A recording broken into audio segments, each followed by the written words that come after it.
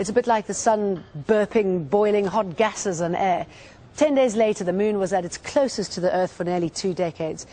The next day, Japan was hit by the third largest earthquake ever recorded.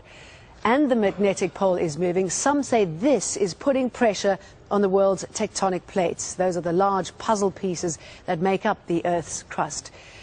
And we all know the ice caps are melting. The weight of blocks shifting around the Earth's crust may actually be enough to kick the tectonic movements off balance.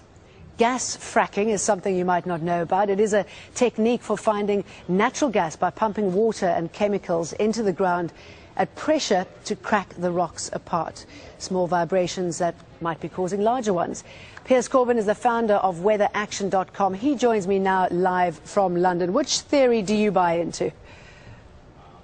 Well, we found there is a very important solar-lunar combined interactions which do trigger earthquakes and tornado and thunderstorm events, and we've been very successful in using our ideas to predict these. Things such as the closeness of the moon to the Earth are not actually the big deal. The big deal is how the moon interrupts with the rush of particles from the sun, which is called the solar wind. So we have to be able to predict both the particles from the sun and understand what the moon is going to do to them. And does it frighten you being able to predict it and having this kind of knowledge swarm when next an earthquake is likely to happen?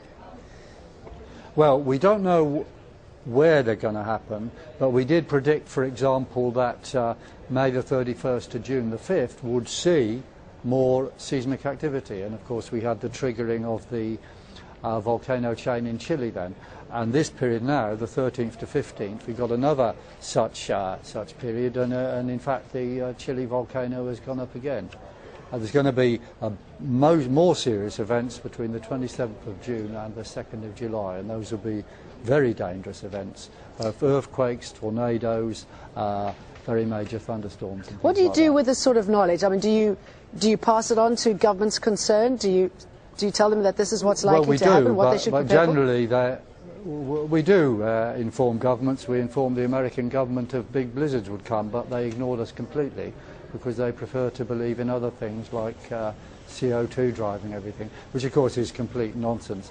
But we will be hopefully having a conference in the autumn where we talk a bit more about practical application of severe event warnings. Okay, so you believe it's a natural reaction to what's happening in the world. What about man-made activities? Well, we don't believe it. We know it is. Okay, you know it is. Do man-made activities play any role at all? Well, you mean like carbon dioxide? No, carbon dioxide has no effect. And this gas fracking that we've been talking about? The weather drives carbon dioxide, not the other way around. Okay, what about drilling for gas? Climate drives CO2 levels. Pardon? What about drilling for gas? Sure, if you do that in certain areas, then obviously that can lead to earthquakes and local problems. But that's like, kind of a physical direct effect in quite a small region. But if you drill a lot of gas out, so